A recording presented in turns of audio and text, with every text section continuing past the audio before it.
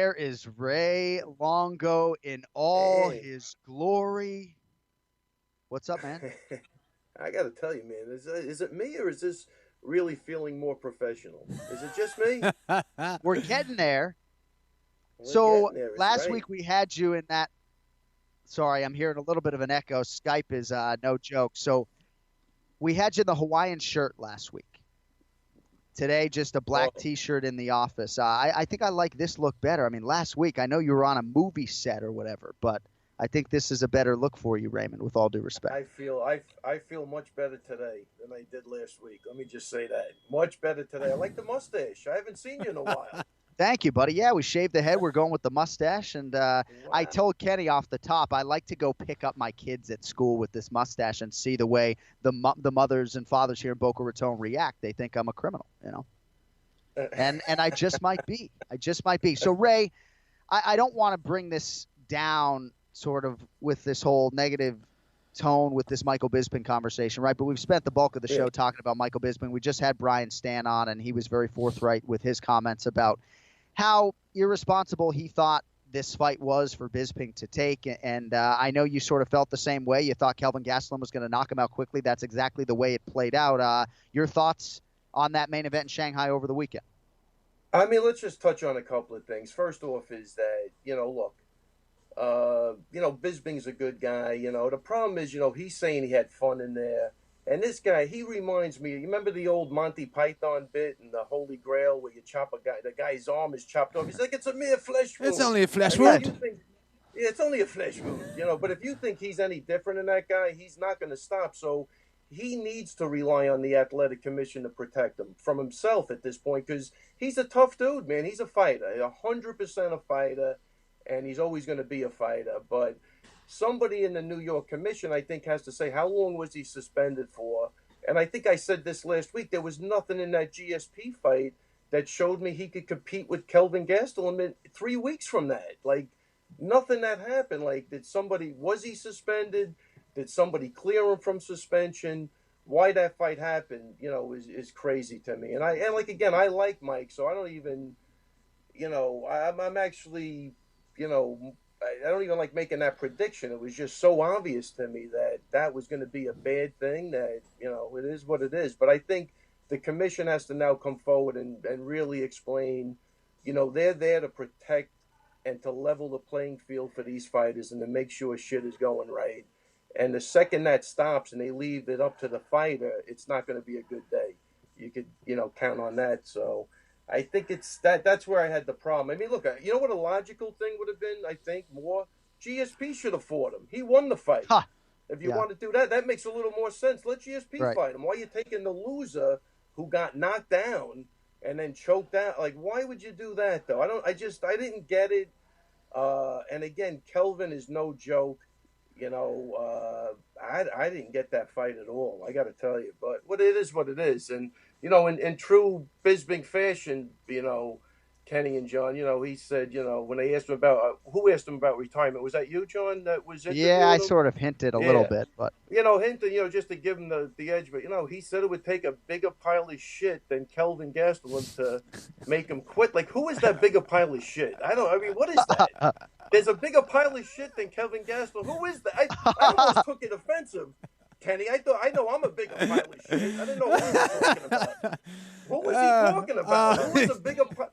I mean, even in winning, even in losing, he's a great loser. But who do you think is that bigger pile of shit, Kenny? I want to ask you because I'm confused. I don't know, man. I don't know. I Michael, thought he's he a was crazy calling me man. out. Michael's a crazy man. He is crazy. Yeah, It doesn't matter. And I mean, that's a great analogy. Like you said, man, you nailed the analogy and you nailed your prediction. Crazy stuff, man. We have another great fight this weekend coming out. I mean, the whole card is just ridiculous, man. But Aldo, obviously got upset by Holloway first time around. Can Aldo bring it in and win this rematch? Uh, I think I'm going to go with Holloway, obviously, but I do think Aldo can win. I think he showed signs that he was doing some really good things in the Yeah. first fight, and the fact that he's jumping in and taking this fight because Frankie's out leads me to believe he really believes he could do it. I don't think he wants to lose twice in a row to yeah. the same guy, so I think he's going in there with the proper mindset, and I think it's going to be, a good fight. But I think Holloway's just on, he's too young. He's on too good of a roll. He's lanky, he's long. He can get you out of there. He doesn't mind mixing it up. He's a handful. So I got to go with Holloway. But I do think Aldo, based on the first fight, if he could change a couple of things, he could make a run at it. Yeah, it's interesting because the betting line is so much different. Kenny's right. Jose Aldo did close as the betting favorite around -160, and now we're going to get to it shortly as we make picks, but Max Holloway is definitely the prohibitive betting favorite, and I think deservedly so. And I think for Jose Aldo, maybe you take this fight because, as I said earlier, Ricardo Lamas is no picnic, right? I mean, he knows how hard a guy that is to fight, so might as well fight Max for the belt and see if you can put it all together. One final thought, Ray, on Michael Bisping from me. Where does a coach's obligation begin or end? Because you can be sure that when Michael Bisping calls Jason Parillo, he's very persuasive about taking this fight. And if Jason Parillo says, I'm not willing to corner you, I don't know if Bisping doesn't take the fight at that point in time. But if you were in this position and someone like Chris Weidman says, Ray, I'm taking this fight, I got a big purse, like, what do you do as a coach? I mean, honestly, it's a really, really, really tough call because you develop a relationship with these guys, and those guys certainly look like they have a really nice relationship. Yep. I think it's going to take more. You need an intervention. I know, we had Drago, and Drago to this day wants to fight. And I remember me and Matt grabbing him. We took a ride to Atlantic City for a fight, and we kind of just told him in the car, it's not going to happen. And we probably let him have a couple of fights too many. It's really, really tough. Yeah. This is a perfect example of tough love where, he's got to, Parillo's got to put his foot down, I think. I mean, and here's the other part. I mean, I think the guy's financially set, I would imagine. I'm just not sure what the upside is. I know he loves fighting, but it'll never be enough for this guys. I think I've been around enough guys in the gym. They just don't get it, and they really love to fight, and that's the problem. He's his own worst enemy at this point. So I think Parillo's really got some soul searching to do and really sit down and, he'd be the guy to talk to. How's he doing in the gym? Right. What's he seeing? I mean, we don't really know those things, so. Like again, Kelvin is tough, man. He can make anybody. He's rolled through some good, middleweight. So I just, he now is what I don't like too is I do believe he's tarnishing his legacy. I mean, he won the title, then he fought a 47-year-old man, and he won that, but he got rocked in that fight again. He got dropped, and then he lost to two welterweights at this point. You know what I mean? The guy's coming up in weight. Like, what are the bigger guys going to do to him? I don't know. He's got nothing to prove. That's what kills me about this is everybody. He's really a likable guy. I enjoy his sense of humor. I enjoy everything about him. Love the fact that he's a true fighter. But I think at this point, man, just call it quits and get out of here now. It's just I don't see an upside. That's the problem. So I think I just think it's hard. Yeah, go ahead. I just think it's hard when it's $500,000 to show. And I know, he's made a lot of money, but he has a lot of expenses, and there have been some other things that he's had to pay for that I'm not going to get into, So, but I don't know. But John, on that point too, and I said this the last time, and I can't stress this enough. That's where he needs somebody around him. Money will mean nothing without your help. No, exactly. I know it's a cliche thing, and I think when you're younger, you just don't get it.